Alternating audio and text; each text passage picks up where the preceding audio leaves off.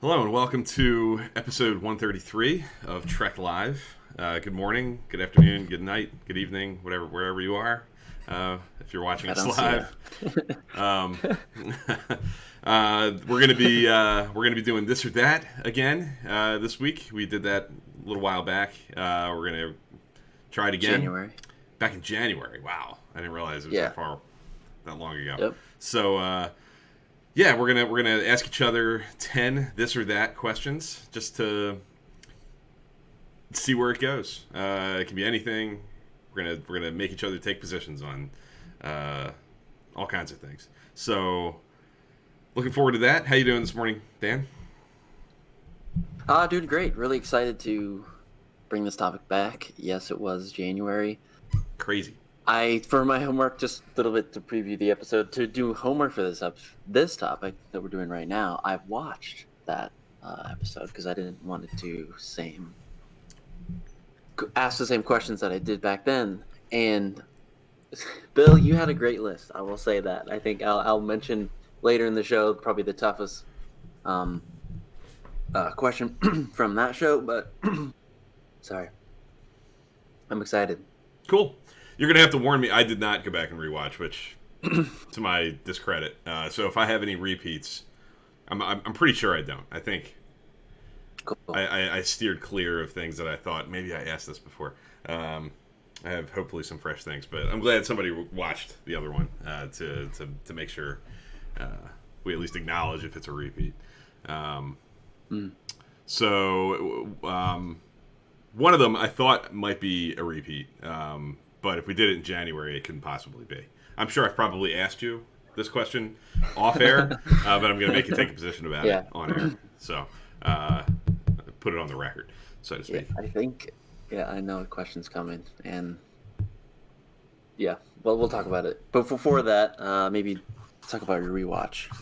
Yeah, so for me, I rewatched Sarek last night. That's where I am with my TNG season 3. I love Sarek. I've always loved it. I think,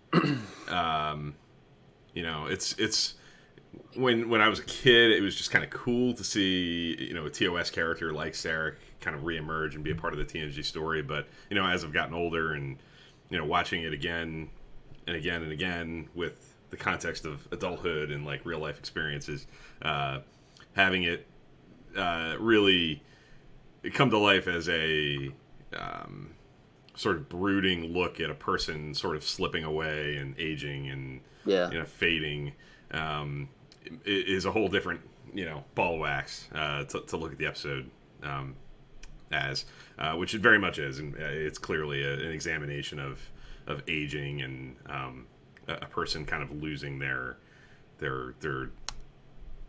dignified standing and their personhood, I guess, like their personality and everything that makes them who they are. Which it's a tough episode. It's really it's probably Yeah. one of the more heart wrenching, emotionally draining. And when I posted the review on Twitter, there were quite a few folks who kind of chimed in with that, saying, "Hey, it's a tough one. It's a really it's a draining episode." But there are so many like really memorable scenes in it. I love the concert, Picard sitting behind Sarek and noticing the tear come down. That and like knowing Sarek, knowing Vulcans, knowing like what a huge deal that is. Like that's something's off. Something's not right here. I've always loved that scene. The music's great. Obviously, I think the big mind meld solution with Picard like holding Sarek's emotional turmoil and sitting with Dr. Crusher and just kind of like expelling it is really tough to watch, and really some of Patrick Stewart's best acting, I think.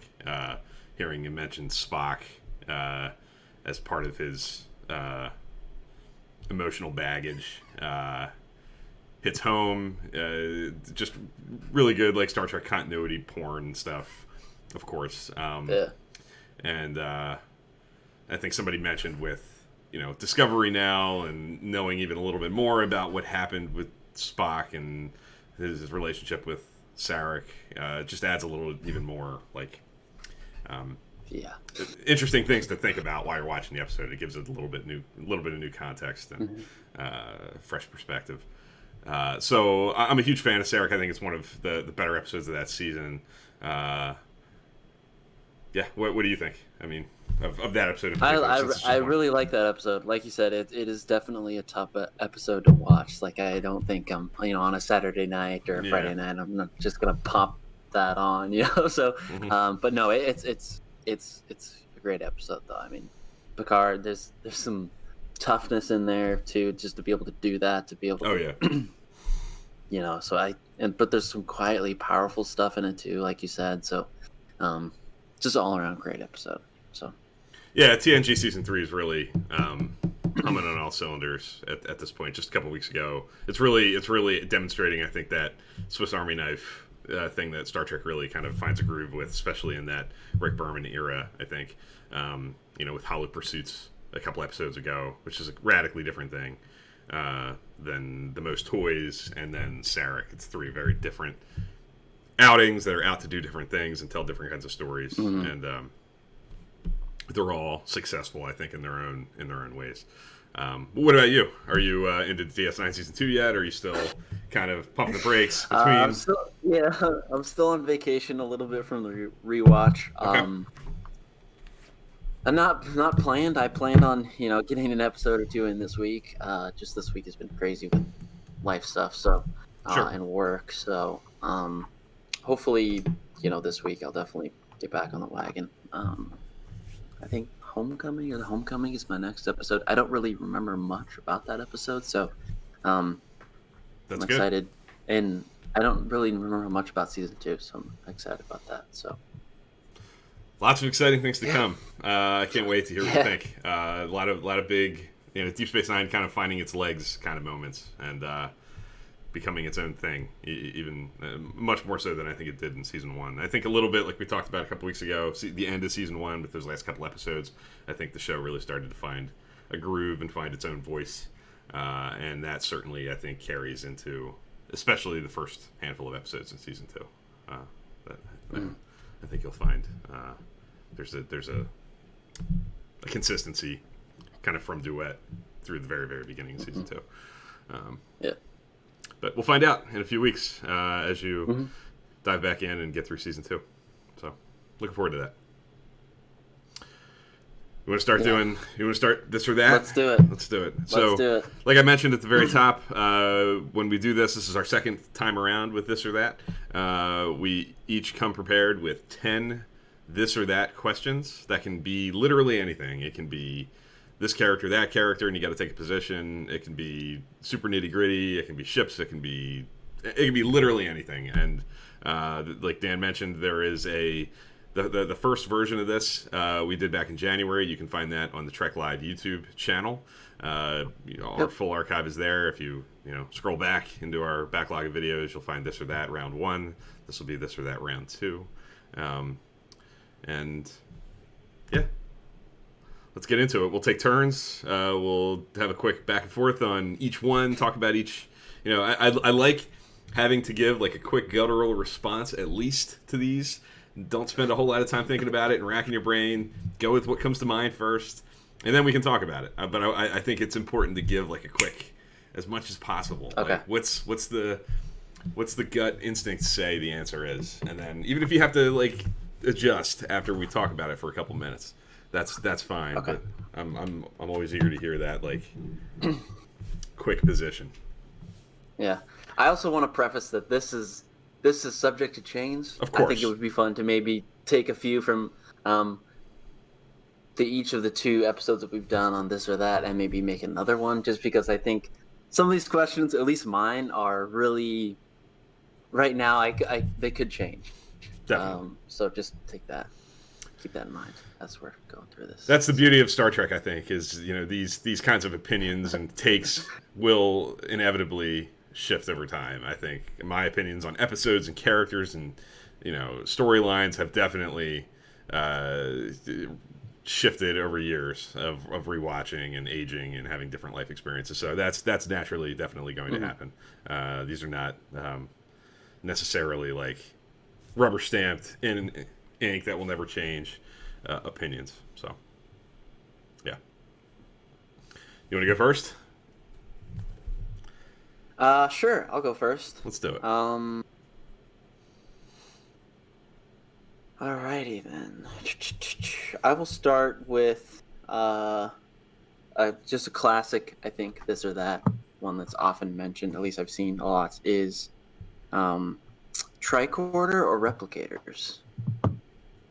This or that? Now that question is also paired with usually, holodeck or Transporter. transporter, which was asked in the first episode of this or that Trek Live. So.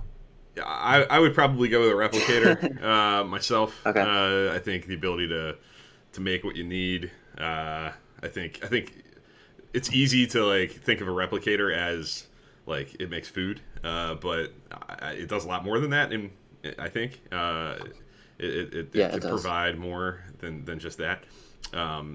So a tricorder, while very very useful, I think to figure out what you're looking at and get to the inner workings of whatever you're dealing with.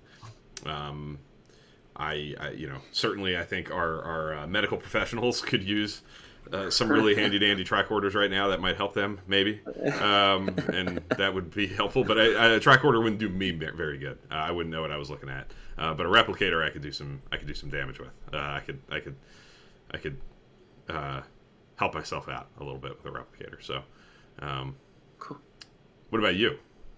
Do we flip these around and ask the other, or what did we do last time? I mean, I think we kind of did a mixture of both. So sometimes we wouldn't answer. Okay.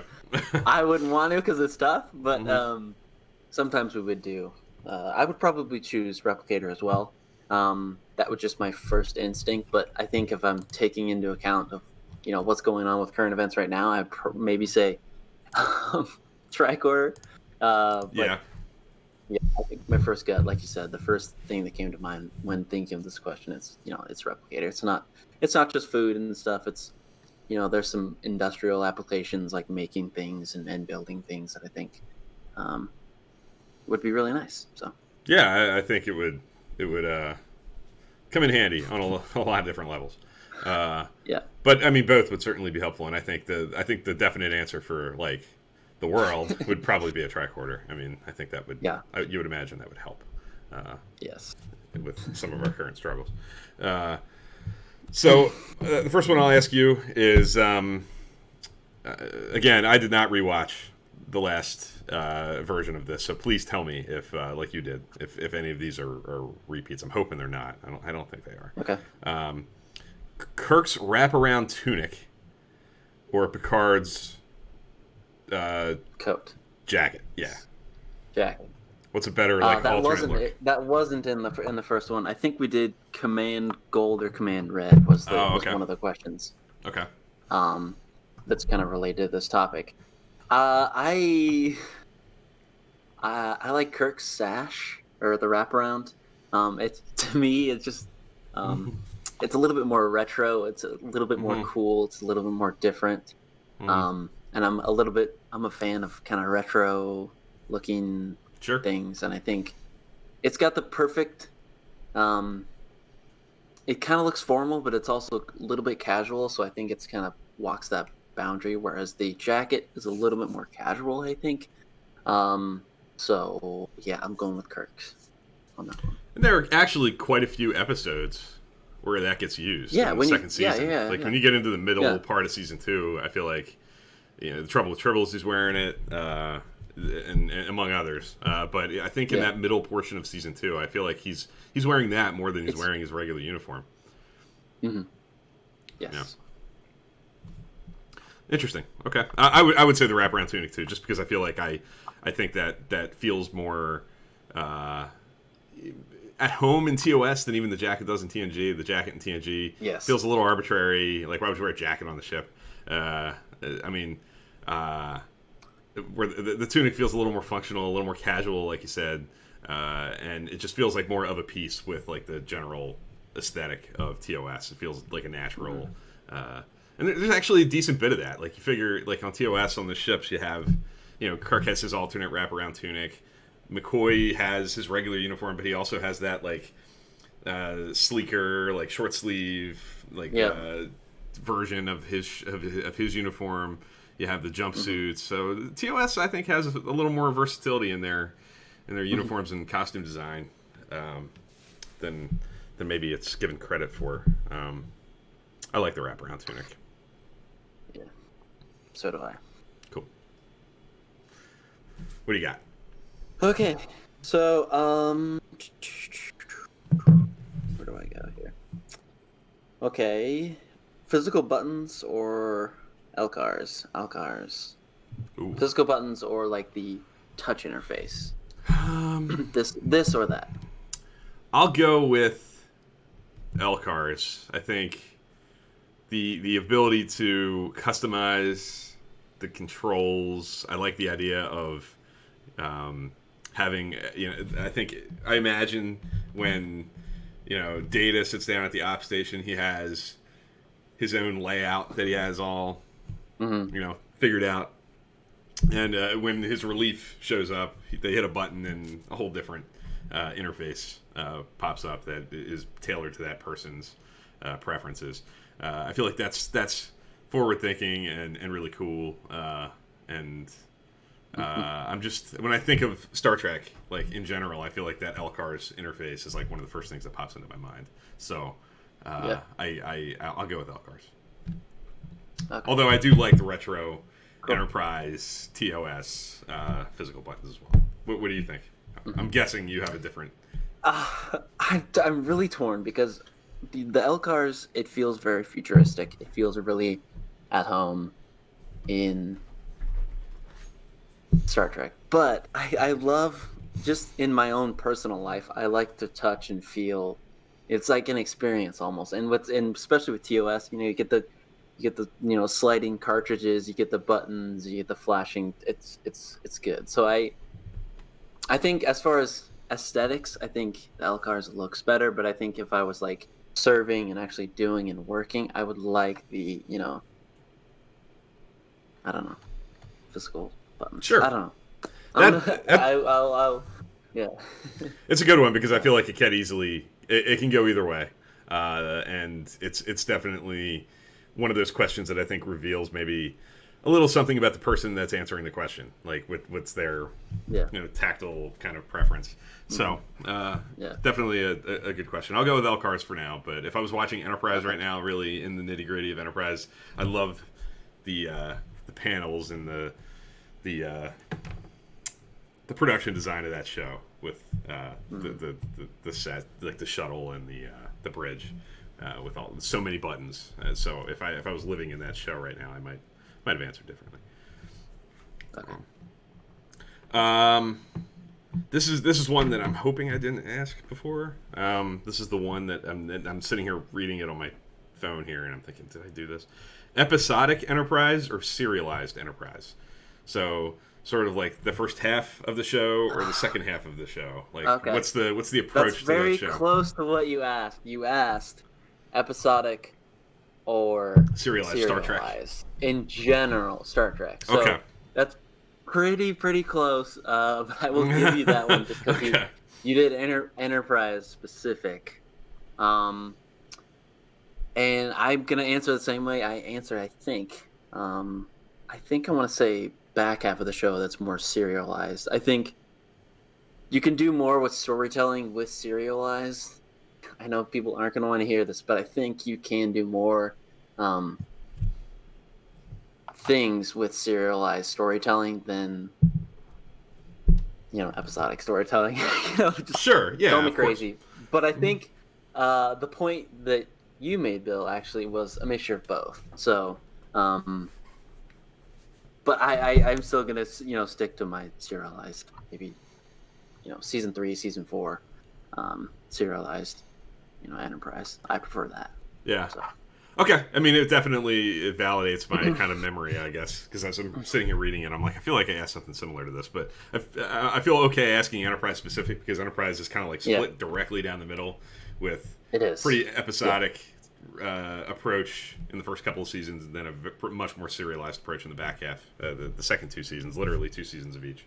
Um, so, Mhm. some people don't love season 3 of Enterprise, so I can imagine maybe there are some folks out there who might say the first couple of seasons as the more traditional Star Trek show, um, at least in the old the old version of Star Trek, I guess, Right. from when it came. Cool. Hmm. What do you got? Question number 3. Uh, Question number 3: Calypso or Q&A? Ooh, that's This tough. or that? Oh man. I'll say Calypso. Wow. Yeah, Okay. I think Calypso is the better short. Q&A is I really do love Q&A. You can go back and watch our review of it, and I'll gush ad nauseum about it. Yeah. I really really connected with that, and the fact that Strange New Worlds is officially coming. Unlike when we first saw that, it was kind of like are they or aren't they going to take that approach and actually do a show? Now that they actually are, it feels even more valid and like valuable as kind of a piece of like a backdoor pilot. Um, but Calypso is so just gorgeous and standalone, and it makes me wonder a lot about like where Discovery is going and how it all fits, and there's a lot of mystery to it, and I like the unanswered question and the possibilities. I like that as sort of like this beacon coming from maybe the end of Discovery that we don't even know like what it means or how we're going to get there, but somehow we're going to get there. Mm. I feel like that's a cool pull to have. Um, I love what's the actor's name? Aldous Hodge is so good in Mm. it, carrying it by himself. Um, the tango, the dance, the waltz scene. It's a waltz. Um, is just killer. I love Calypso. I think it's a directorial achievement to give those sets like a whole different uh, life. The way they're lit, the way um, he shoots the mess hall in Mhm. different scenes throughout the short. I love Calypso. Calypso is one that I could pop on anytime, and so is Q&A. But I'll go Calypso in a really tough, close battle. What about Okay. you? Calypso. Calypso. Okay. Yeah, love it. Not to say the Q&A isn't bad. That's not what I'm saying. I'm Mm-hmm. saying that I love Calypso so much Sure. that yeah. Okay. Um, I'm gonna ask you. Um, these are two starship deaths. Again, hopefully I didn't ask this. Uh, Okay. the Enterprise 1701 in Star Trek 3: The Search for Spock, or the 1701D in Star Trek Generations? What's the more memorable, effective end of a beloved USS Enterprise? This or that? Um, I'll go with the D. I think Okay. just because I think I have a maybe stronger connection with the D than say the refit Sure. um of the Constitution class. So yeah, I would go with the D. I just remember seeing like when I watched it, it was so shocking and so sad that it it's so funny because when I first started TNG, I really didn't like the D, Mm-hmm. right? And now I'm just like sulking in misery as I'm watching the saucer crash into a mountain. Mm-hmm. But I also remember that um, they used miniatures and that Yeah. and there was some cool behind the scenes stuff that I saw of the saucer going down. So I like that. So I just reaction the D, I think. Yeah. I mean, I remember seeing that. But Go ahead. I'm sorry. You finish. but the refit though is also fun to see. There's some cool cinematography of that just going down, Yeah, into the gorgeous sunset. I shot. think I like that too. That's a really good question. That's a tough question. I will stick with my gut reaction though. I will stick with the D, but close. I think is that cinematography in that film that really gives it a good last hurrah. I think. Yeah, I think I'd probably go with the Enterprise in Star Trek Three, just out of um, the way that's executed. I think is pretty strong.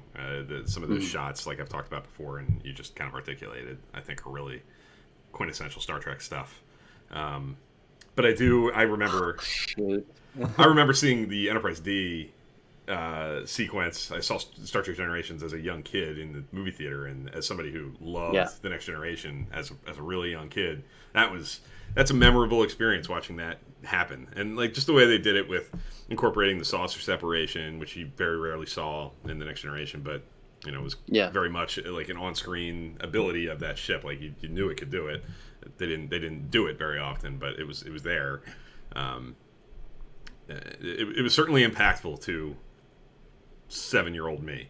But so is the Enterprise in Star Trek Three. I saw that differently. I saw that as on a VHS tape over and over again. It didn't have quite the same like initial impact that the Enterprise D had as sitting in a movie theater and watching that happen in real time. Of course. Yeah. But I think the better sequence is probably in Star Trek Three. But it's close. It's close. Yeah. Because then it goes back to Kirk is willing to sacrifice his ship, his beloved Enterprise, for Spock. So there's baggage with that wreck. So I don't know. It's true. Hard to argue with any of that. Yeah. What about? No, you're up. You're up. Never mind. Yeah, I think I'm up. Mhm. I guess I'll have to. There's a similar question that I have as well. It's Enterprise D or the Constitution class, the original class, the original from TOS. Just The D or the Connie? which ship Yeah, in general? yeah. Which ship? Yep. Um, that's a tough one. I know I said go quick, but Yeah. I'll go with the Enterprise D. I grew up with the Enterprise D. Okay. Being as close to like home away from home, I guess, through my TV as anything could be. Yeah. I'll go with the D. But I spent a lot of time watching TOS as a young kid too, so they're both really kind of integrated into my childhood and growing up. So it's a tough call. It's tough to sort of parse them and separate them, but if I'm being completely honest, I'd go with the Enterprise D. Okay. What about you? Cool. I have. Um. One thing I forgot to mention though at the top of the show is we do have a veto. That was one thing that Oh yeah. we do have a veto. I'm gonna use my veto right now because this is one of the questions that I think is um, too hard to answer for me at least. But yeah, that's kind of why I put it down and asked you, just because it is a tough question because I can see both sides of it. So yeah, veto that. Okay. Now I remember I can veto you too. Yeah. Yes. I'll keep that in my Can. back pocket. This next one for you is sort of give it a little bit of background, I guess. Coming from watching Hollow Pursuits last week, Barkley is on the mind, and these are two things that he has to deal with. Two of his struggles. I guess the question for you is, which of these two things would you more likely have to deal with yourself if you Okay. lived in the 24th century on the Enterprise D, for example? Hollow addiction or transporter phobia? Whew, that's a tough one.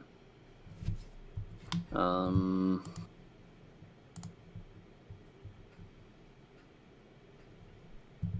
Be honest.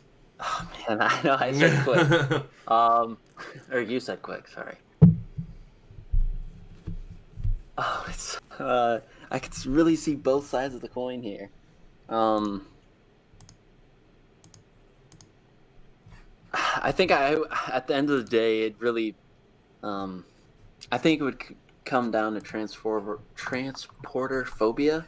Um, it really does. When I think about it, if I were to actually experience that, it really does turn my stomach, and I think I wouldn't be able to uh, handle the um, things that come with using the holodeck. Mhm. Self discipline, and then uh, what is reality and what isn't. So I think it would, at the end of the day, it would be transporter phobia. Sorry, Sure. just because of it really does turn my stomach right now. Like even if the technology was there, I probably wouldn't. But who's to say? Yeah, who's to say? Yeah. I struggle myself with this. I think I'd probably struggle with both, to be honest. I think they'd both be Yeah. things I'd have to deal with. Yeah. But I think the transporter is one of those things that, like, I would imagine if you're kind of if you do it and you get used to it, maybe it's something either you could conquer fairly quickly, or maybe you never do, like Barkley kind of never does. Uh, Mhm. where the hollow addiction, I don't know. I right now I would be terrified of the transporter myself. I think I would not be eager to get in that thing. Yeah. But if I had to do it, and I did it 2 or 3 times, and I lived through it, and I saw the benefit of being able to pop from here to there in an instant, I think I could maybe get over it. Where the hollow addiction could potentially be a slippery slope kind of situation. I guess the other thing with that is I don't know how, unless you're on a ship and you're on like the Enterprise D, how often could you get your hands on a holodeck? Like how accessible and how easy is it to like take advantage of the technology? There's a lot of questions I think I would need to like explore and figure out before I could answer my Yeah, own that's question. true. Yeah, you're right. But if I had instantaneous access to the holodeck, I could definitely see how getting a little too dependent on that could happen. Yeah. So, yeah, you're up. So this is kind of a fun and silly one. Spock's beard or Riker's beard? Ooh, I'd go Riker's beard. Riker's beard is the way I think of Riker. Spock's beard, while I Yeah. think effective and pretty well used in Discovery season 2, and it doesn't bother me the way it bothers some individuals. Yeah. Not nearly as baked into the character that I see in my head as Riker's is. When I think of Riker, I think of him with the beard. So, Okay. go with Riker. I imagine you would say the same. Yes. Okay. Riker's beard. Okay. Yeah. Now that you're into some Deep Space Nine, I feel more comfortable asking this question, although it might be more appropriate for a little further down the line. Romulans or Cardassians? Figuring they're both somewhat similar, xenophobic, politically, a lot of political intrigue there. Who's more interesting? In more interesting. Is that the question? Or because it's hard to, it's really hard to kind of. You could go either way, right? Because, my instinct is to go Romulan. I think there still is some unknown there, which I really enjoy. Right. So I think they're a little bit more interesting. Cardassians, whether it's not to say that I don't like them. I just I'm more interested in, I guess, my likeness, not my likeness, but I'm more interested in the Romulans. So yeah, that's my answer. Cool. Yeah, I can understand that. I can. I totally get the Romulans having more like unanswered questions, a little bit more what are they up to? They're a little more scary in terms of like you don't know what's going on behind their lines. Where the Yeah. Cardassians feel a little bit more like we have a closer watch on what they're doing. It's less mysterious what's going on behind their borders. Um, the thing that kind of pushes me maybe toward the Cardassians is I feel like we get to know the Cardassians a little bit more, which is the complete flip side of what That's I was true. just saying. Like I feel like Yeah. characters like Ducat and Garrick give us like some real meat to chew on with like the kinds of struggles the Cardassians are dealing with. Mhm. There's some complexity there that's really just a matter of having been explored and really time spent in a way that maybe wasn't necessarily done with the Romulans. Romulans are in Star Trek a lot, but they really lean into they're kind of the North Koreans. We don't know what's going on there. Like there's a lot of mystery Yeah. behind it, like you said, and that is part of their appeal. So it's a tough one. I think it just kind of depends on what's your flavor. Like, do you want the unknown and the mystery and the intimidation of lack of knowledge, or do you want the fully explored, like fleshed out, nitty gritty details of a society that you get a little bit more of with Cardassians, especially the further into Deep Space Nine you get. Um, Yeah. so I'll be different than you and just say the Cardassians just to be different. But I could Okay. easily go Cool. Romulan Cool. too. Yeah. You could go either way. Yeah. I will stick to a similar question as well, but I think it ties in TOS, a bunch of different shows, Deep Space Nine, Discovery. So, Dominion War or Klingon War, Ooh, however you want to take it. Dominion War. This or that. Yeah. I think the Dominion War is better explored. More time is spent. Um, more losses are felt from that. Yeah. So I'll go Dominion War. It's such a big event in that series. There's a lot of build up to it. There's a lot of time spent Right. exploring it in real time. Where the Klingon War is much more abrupt, and we're not in the weeds with it nearly as much. Right. It's more of a distant thing. So I'll go Dominion War. What about you? I will go Dominion War because it plays on a classic Star Trek trope, like this alien species that's way more advanced, way more, just better in every way, going up against the Federation. Which, I mean, we see that even in Picard. So I think it's a classic trope, but this trope, I think, or this war, I think, is really fleshed out, like you said. So it's explored more. It's got more screen time. So I would probably say Dominion War. Yeah, the Dominion being this sort of mirror to the Federation too, this like hodgepodge of different alien societies that are under the umbrella of the Dominion is not a species. The Dominion is an organization. It's a federation in its own way. It's just a very different mission that the Dominion has than the Federation does. I like that mirror. It's like the anti-Federation. It's the anti-Federation, exactly. Yep. The way they kind of assimilate, for lack of a better word, other societies into it and wrap it in, and try to do a lot of the same things the Federation does, just to different effect. Different goal in mind. Different goal. Yeah. Yeah, exactly. Yeah. That's a neat thing to explore, and I think really gives Deep Space Nine a lot of its best assets come from that storyline.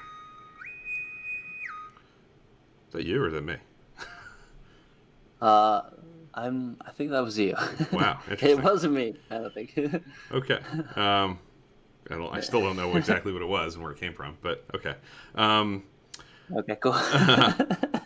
I'm going to ask you. This is another one. I don't think I asked it before, but I'm going to ask it here. And if it's a repeat, Okay. you can tell me. The Kelvin Enterprise or the Discovery Enterprise? Ooh. That's funny because there's a few iterations of the Kelvin. That's true. Yes, I will. You know what? I'm gonna say Discovery. I think it's a really good mixture of feeling new, but also have playing off those really classic designs, which I think is the goal of every new, because both of these shows, both of these, you know, Star Trek or just Star Trek is new, right? So I think the Discovery design does a better job of recapturing the old style, but also with a new futuristic spin. So um,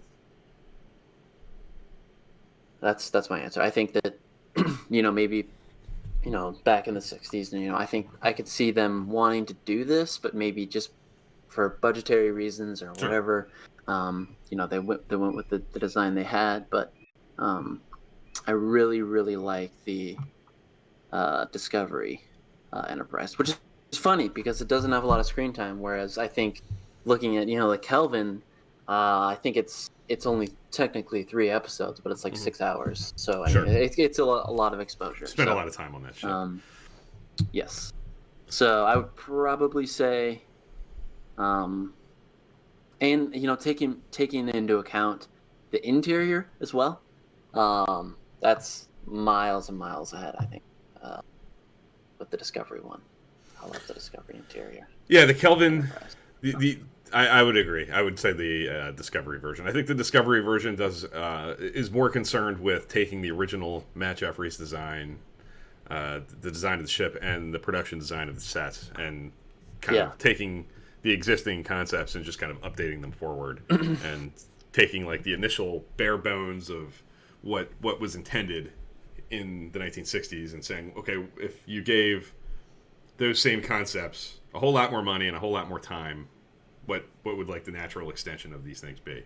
I feel like that's what Discovery's Enterprise sort of reminds me of, where the Kelvin Enterprise feels more like a reimagining, a little bit more of a fresh. Like you take the bare bones of it and you just kind of run and come up with a little bit of a fresh take. And I love that ship. I mean, I'm Yeah. not a Kelvin universe naysayer by any No. means. I love those three No. movies. Yeah. As a whole, I like some of them more than others, but I have nothing against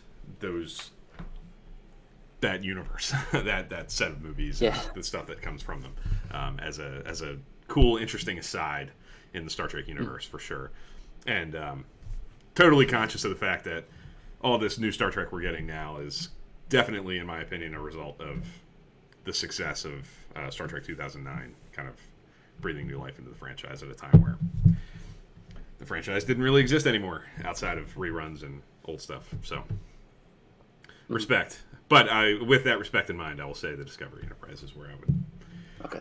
I would go. Cool. So we have 4 left. Yeah, Is that right? I have Okay, 4. cool. Yeah. Okay, cool. I'm gonna lump 2 together. Okay. This is gonna be a little bit bigger. This might be a cheat, but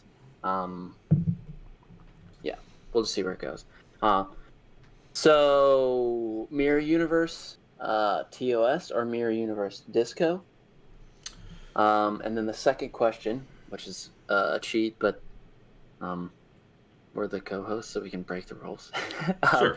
Mirror Universe or Borg, because I think those two are really quoted as topics that maybe we went back to the well too much. So I'll answer you can answer one if you want. That's okay. the Mirror Universe in. I'll go with TOS just because it was first, and it Right. I still stand by the opinion, and we're going to kind of talk about this with the second question. The more you go back to it, the slightly less scary and interesting and like scary and interesting it is. So Yeah. I feel like TOS I would give the award to for being first, birthing the concept and doing it really really well. I think Mirror Mirror is a better episode than any of the Discovery episodes that take place in their version of the Mirror Universe. Okay. So I'll go there, but I do really like overall the Discovery time in the Mirror Universe, like that set of 5 episodes or whatever, 4 or 5 episodes, depending on how you count them. Right. I think the Discovery exploration of the Mirror Universe is far superior in my mind to Deep Space Nine's. I think there's more interesting, cool stuff to play with there. I think the Deep Space Nine Mirror Universe became kind of a sort of a little inside jokey, a little self-aware in its silliness. It became kind of like an excuse to.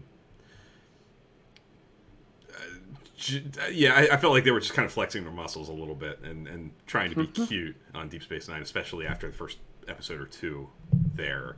Much prefer Discovery to that. And Enterprise, I think, did it well, too, in its own way. But Discovery would be second to TOS, in my mind.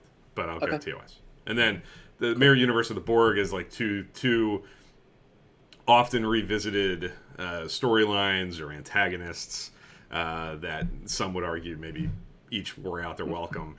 I guess if the question is which do I prefer, I prefer the Borg. I think the Borg offer more opportunities to expand and explore. I think like I said, I think the problem with the Mirror Universe is I think the more time you spend there and the more you explore it, the less credible it kind of becomes with the way characters stay on tracks that give them that provide the Mirror Universe as it moves forward, like providing the same people and the same kinds of roles and stuff. Where the Borg doesn't. The challenges that the Borg present are different. I think the fact that they started as scary and intimidating as they did in early TNG is a tough thing to recapture. But I think that they do. I think it gets recaptured on rare occasions. I think Scorpion does a good job. I think the Enterprise episode of Regeneration, I think, makes them scary again. I think there are periods where they're able to recapture it, and I think there are elements of the Borg that get explored later on that are interesting. 7 of 9, for one. That give it some legs. So I'll go with the Borg, but I'll say that I see the argument for both. That they are both things that are kind of, you can imagine like writers in a writer's room doing Star Trek, kind of feeling a pull toward things like the Mirror Universe and the Borg. Like they're cool things. They're very established. People know what they are. They're cool. You can feel the writers kind of being pulled in those directions. I think we talked a lot in season 2 of Discovery in the back end, like feeling like, are they really doing this? Are we going this way? Are they unable to resist the temptation to use the Borg somehow, some way? And they did. They figured out. I mean, they didn't do it. To their credit, they did. They just waited to do it in Picard, I guess. I totally get the urge to not overcook both of those two concepts. So, 2 good questions. Cool. Now you can ask 2. I'll ask you 2. I'll ask. The first one's a silly one. This is one of those things that maybe reveals a little bit about you. Which holodeck program? I may have asked something similar, and maybe hopefully not the exact same thing on the last episode. Maybe not. Which holodeck program on Voyager do you see yourself frequenting for relaxation? Sandrine's or the Luau? They're 2 kind of recurring. Sandrine's, I think. I would much rather have. I'm a smaller town type of person, so I would probably do a little dive bar. Enjoy that a little bit. Yeah, a little bit going to like the local watering hole, or doing some playing pool.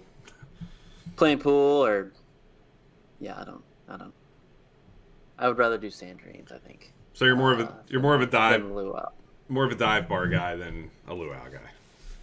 Yeah, because at least where I'm at right now, there is a really Sandrine-esque place that we always go to. So I think there you go. A little bit of special, a special place, because I don't think Voyager doesn't really have like a 10 forward, so I think Sandrine's plays a little bit into that. I don't think we see it as often as 10 forward, but it's very, very kind of isolated to the early part of the show. But you're right, like the mess hall is not the same as 10 forward. The mess hall is more of like cafeteria. It's like a Yeah. casual place to hang out, but the 10 forward is a different vibe for sure. Yeah. And Sandrine's kind of would offer a little bit more of like a laid back watering hole kind of option, like you said. Okay. And I'll piggyback off that and go with my second one in a row here. TNG movie marathon or Kelvin movie marathon? Ooh, Kelvin movie marathon. I think, not to discredit, the TNG stuff, but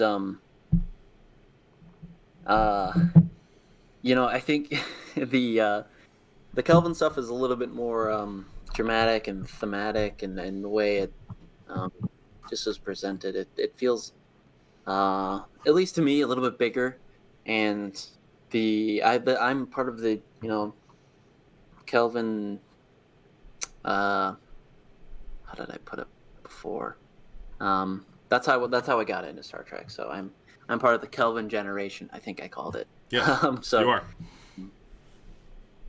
yeah, Understandable. I would also go with the Kelvin movie marathon. I think First Contact's probably in my opinion, I probably prefer First Contact to any of the Kelvin movies. But I think I might prefer all three of the Kelvin movies to the other three TNG movies. I think all three Yeah. of them are stronger in my mind than Generations, Insurrection, and Nemesis. So even Into Darkness. maybe. That's tough. Into Darkness is better in my mind. Into Darkness is better than Nemesis. I think I prefer it to Insurrection. Generations depends on my mood. I could go either way. Yeah. I think. Okay. Okay. But Cool. Beyond an '09, definitely far superior in my mind to Cool. the other TNG movies. Last two. What do you got for?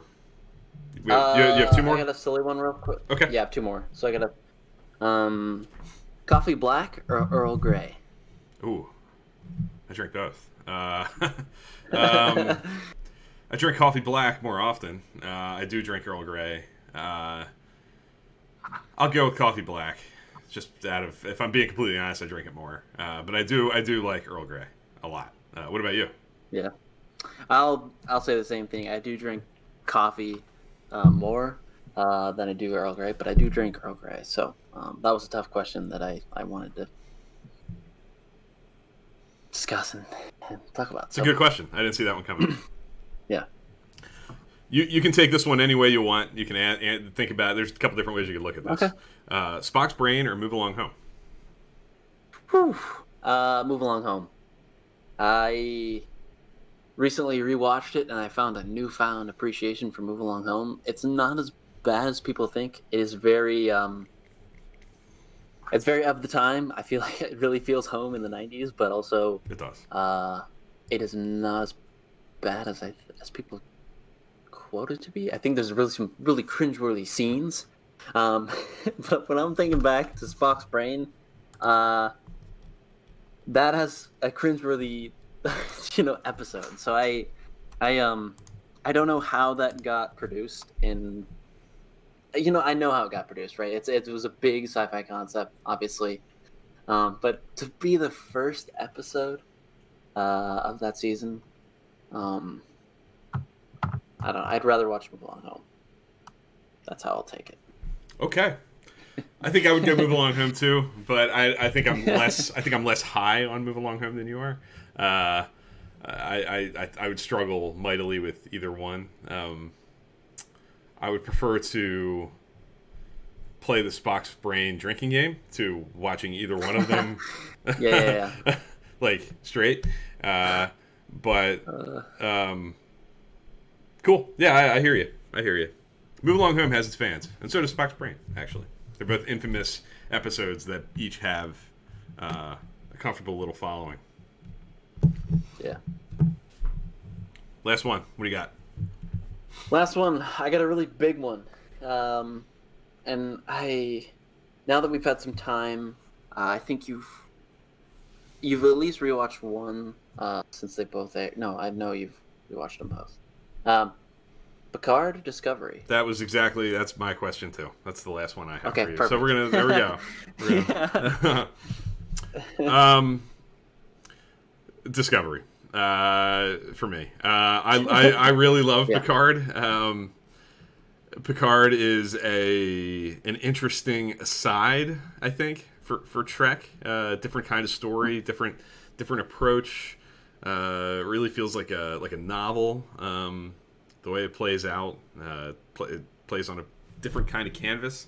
But Discovery, I think, gives me the comfortable warm blanket Star Trek vibes that I Jones for. So, Yeah. um, yeah, Discovery is going to be my answer.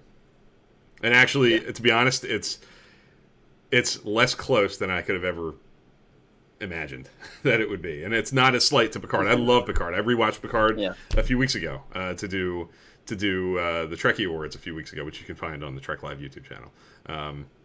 Yeah. For season one of Picard, and I thoroughly loved it. It went down easy. I watched it in a couple of days, but I think about Discovery a lot. I'm tempted to rewatch Discovery very often, and I didn't talk about it in the rewatch recap, but I sent you pictures last night. What was I watching last night? Discovery. Star Trek Discovery. You'll find me watching Star Trek Discovery more often than I admit on Trek Live. So that's going to be my answer. What about you? Discovery. Okay. Again, I was hoping you'd say that because when I thought about this question, I was like, yeah, that's to me, it's a no-brainer. It's not a slight to Picard, right? It's a great exploration of the character and post TNG stuff. But when you couple that with Discovery with adding so much context to past track and building off past track, but also doing something completely different and something completely new, I think it just really does take the cake, and it really does make me realize how much I love Discovery, even being so far away from it. I haven't watched complete rewatch, I think, since it aired, I want to say, or maybe season 2. Once season 2 aired, I watched season 1, but yeah, I don't watch it as much as you do, just because the style of my rewatch. I've got this whole theory, but Sure. I really think that Discovery probably is my that over Picard. So cool. Yeah, we're on the same page. I'll be really Yeah. curious because you haven't gone back and done Discovery like I have. I mean, I've rewatched Discovery, particularly the first season, just because it's been around quite a few years now, 3-4 years. A lot. I've seen season 1. That's the thing that's kind of occurring to me over the last maybe year. When I watch an episode like Context is for Kings, I feel like I know it the same way I know, any of those episodes from the 90s. Like, it just rolls, and I don't even have to like think about it. Like, it just kind of washes it over me if I want it to, and Yeah. it's got that comfortable feeling that all those old shows give me. They're setting into their place in the Star Trek lore, I guess, because of how often I rewatch it. I think the same way I've rewatched all the other stuff. So I'm curious to see what you think if you go back at some point and give it a fresh take to see if it holds up. That'll be different for you than what it's been for me, because you have stayed away in large part for a good period of time. So, Yep. yeah. Okay. Any other Star Trek content you want to Yeah, I shout think out? the only one that we should probably mention is the previous Trek Live episode. Not often, we don't really kind of promote our stuff in this kind of segment of the show, but I think it's really the only thing that I could probably think of.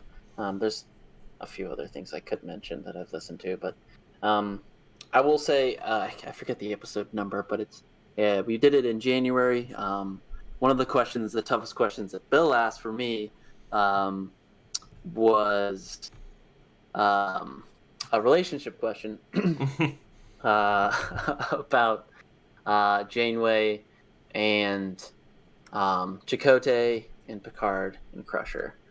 This or that. That was probably one of the tougher ones that he asked. Um, uh, The so close definitely but go no check that out to cigar see. captain Yes. relationship, right? Yeah. Yep. So definitely go check that out if you guys are wanting to catch up on it. You guys missed the first this or that. I think it's a topic that we're going to be doing in the future. It's really fun. Yeah. Um, so yeah. Yeah, I agree. I think this will be a every few months kind of return topic. The way a lot of our stuff is, we have this like rotating set of topics that we tend to come back to. Uh, Hmm. I also want to say I'm kind of I'm keeping an eye on the live stream feed on Periscope, and it doesn't look particularly good today. It looks a little choppy. What I will say, if you're watching us now, if you're keeping an eye or you pop in and see this, this will post to YouTube, and the quality on YouTube will be considerably better. I think the way this is recorded, you can get a much cleaner, crisper feed of this, a version of this conversation there in the coming days.